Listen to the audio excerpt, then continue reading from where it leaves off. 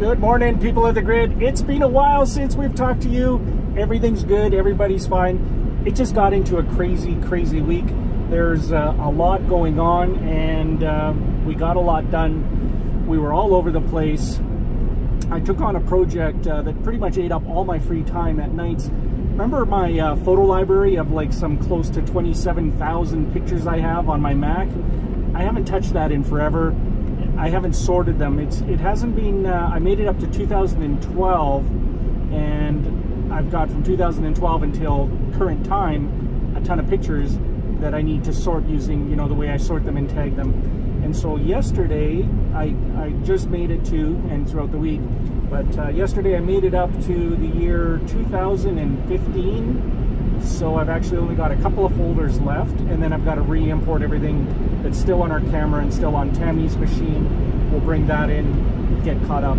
But today, it's Saturday. Today we're going out with the kids. It's Pokemon Community Day, so we're going to do that first. We have a birthday party, and we got some relaxing today too. So, oh, and enjoying the freezing cold weather, of course. There's that.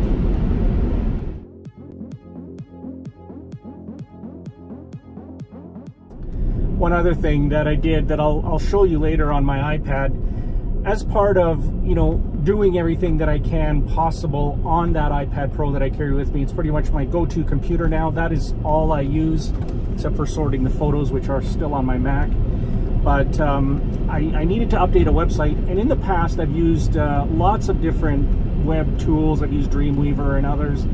I fell into iWeb from Apple for quite a while, which they've killed for many years now. It's being deprecated. They're doing no new development on it, and any year it's going to stop working on me. But it's really easy for simple websites that you don't need to do a whole lot of work with, and you want them to look nice. It was fantastic.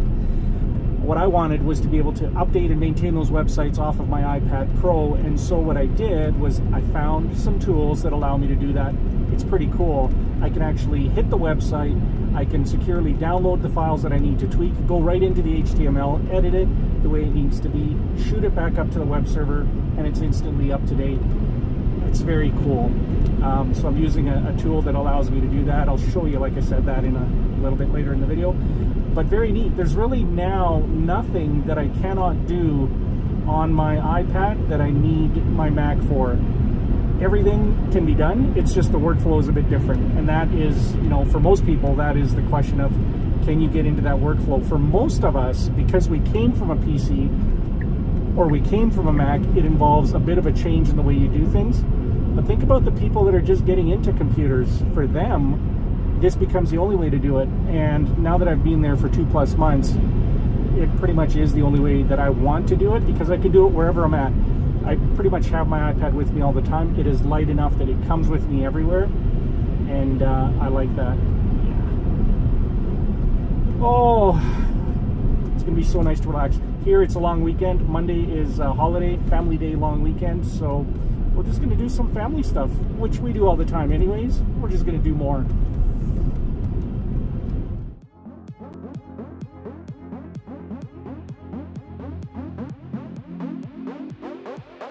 We're back home. Ethan is playing Tetris against 99 other people on the internet. It's on the Switch.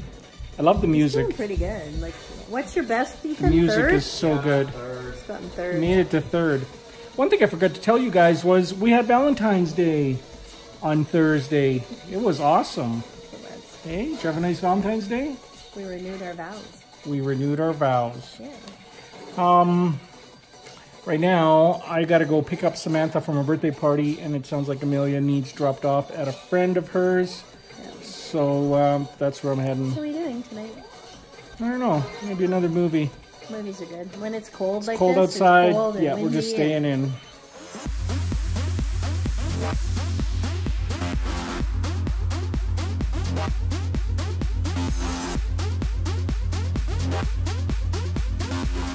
Hey there, people of the grid. So we're just hanging out at home, playing some video games, hanging out. Amelia's over at her friend's place. We just had supper, and I thought I'd give you a quick update on some of the stuff that I've discovered this week.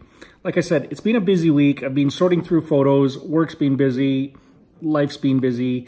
But I did find out and uncover some really cool stuff. One of those things I mentioned earlier, which was I'm always looking for a way or a tool that will allow me to do work that I do mobile. So when I'm traveling, when I'm on the road, I've got some websites, nonprofit stuff that I help and maintain, and I've always had to use my laptop to update those sites. Well, I found a tool that allows me to update them from anywhere on my iPad, which is really, really cool. It lets you get really, really deep into the undercover HTML stuff. So if you really like that sort of thing, I'm going to show you that. Or you can do really, really light stuff, which I'm going to go to that next. But that's things like Wix or WordPress websites, which you only need a web browser, which I have on my iPad. So I could do those sites without a problem. Getting into the under the cover, the nitty-gritty stuff, that's where kind of the rubber hits the road. So let me take you through just a quick example of what that looks like. All right, guys. 3, 2, 1. Here we go. All right, guys. So you may have noticed it was a couple of days ago when I was traveling. I was down in Austin. I thought I would set up a web server and get things going. So kind of step one was establishing how do you connect to remote services, whether they're somewhere in an organization or in a cloud. And the tool that I found that I thought was pretty awesome was this tool called Blink. It basically lets you, right now I'm logged into a Linux system, you can actually see what's going on that system. If I do a, let's do a PS, we'll search for our web services. So I can say, let's look for our HTTPD service. Is it up and running? So I can search for that, grep-ni HTTPD, and there it is. So that website is up and running. If we want to see what my plain old simple web page looks like for that site, we had done it before, but that lives in var www HTML, and the file is index.html. There it is. Hello, Mike was here, Ethan was here, the end. So that's a real simple website. This tool gives me a secure shell into a remote server. From there, you can do anything. You can manage the services on it. You can bring the server up, down, restart it. All of that stuff is possible through this one tool called Blink. Very powerful, very nice, secure. Now, let's say we've got a web service that's being hosted by somebody like, I don't know, any of them. You know, this one in particular is over at GoDaddy, but it could be anywhere. Here's what the web page looks like. It's just a basic, list of people that are on this council, and they just send me updates saying, hey, change this name to this or change the title, and that's what I do. So if we look right there, we've got, let's look at this guy beside George. We'll put something in there and show you what that looks like. So the tool that I discovered that lets me do that, it's pretty in-depth. It's called Textastic. I think it was $12 or something like that, $13 Canadian, so it'll be cheaper US. But what Textastic allows you to do is to reach out across the internet into this cloud provider, right into the web server. There it is.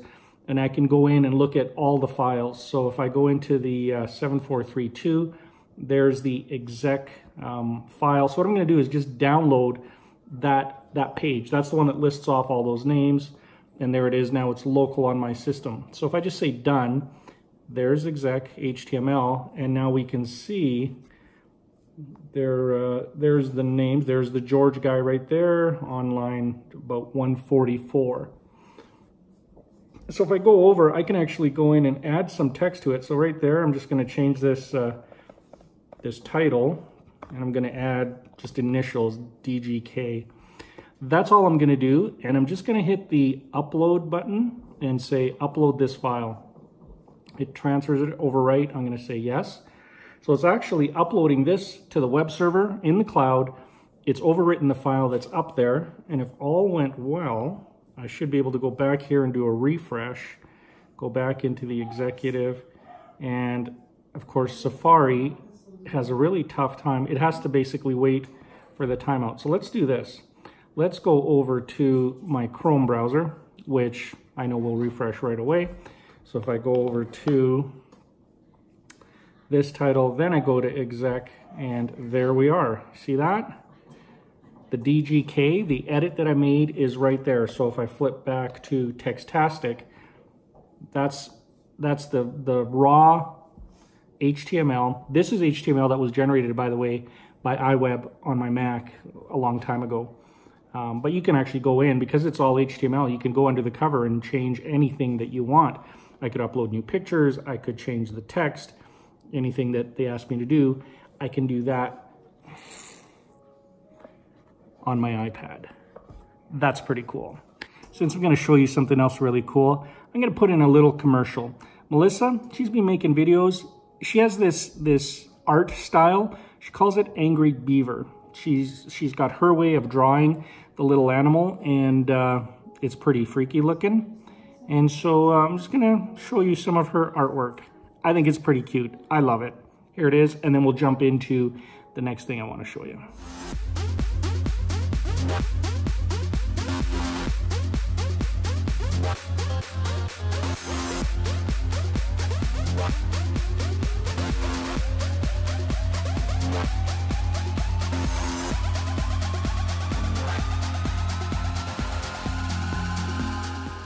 All right, going live in 3, 2, 1.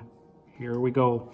Okay, the next thing I want to show you guys is it's a coding tool, coding language called Python. It exists on any computer. It's available on Windows. It's available on Macs. It's available on every flavor of Linux and Unix. It is simply everywhere. It's kind of like Java. It's ubiquitous, pretty much available on any system, and it can do a lot of heavy lifting. It's accessible to anybody, so it doesn't take a whole lot of programming knowledge to actually start using Python, and there are a ton of resources to start learning it. I thought it'd be good to get my kids into it, and I wanted it to be available to them on their iPads. Ethan's starting to use his for school, Amelia is too. It's pretty much always with them like mine, so I thought if I could put that on there, if they have some free cycles and they want to explore, they can play with this tool called Python. Check it out. So I got Pythonista. Again, this is a 4-pay one. I think it was like $30 Canadian, so probably 20-ish US. A super, super good implementation of Python that runs right on the iPad. So here's what I wanted to get Ethan doing. He loves math, and he's doing some cool stuff on math. So I thought we would create a little sort of tools Python file that just had some basic stuff. And so I wanted to create a die roller so you could roll the dice. A 6-sided dice, a 20-sided dice. It would just randomize it and give you a number. But then I started looking at implementing math functions, things like converting degrees to radians or radians to degrees, or say Celsius to Fahrenheit, which I haven't put in there yet. You would put them all in this file, and so I've got them here. You can see I've got a couple of radian to degree, degree to radian, and then you can actually go in and which one was it? Basically, I think it wasn't test. It was, oh, here's one that I did that does the Fibonacci sequence. If I say run, there's all the Fibonacci numbers in between 0 and, is that 1 billion? Yeah, I think so. Was that file access? Oh, file access, basically you can create a database or a text file or whatever. You can put that file up on a web server. Right now it's locally here on my iPad. And then you can have a program in Python go in and read that. So I just created a little test of reading and actually writing to the file if you wanted to add to it as well.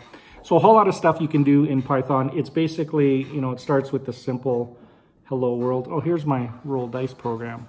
So you can run the hello world. There it is. And at the bottom, you know, I'm rolling a random dice. 1, 2, 3, 4, 5, 6 times.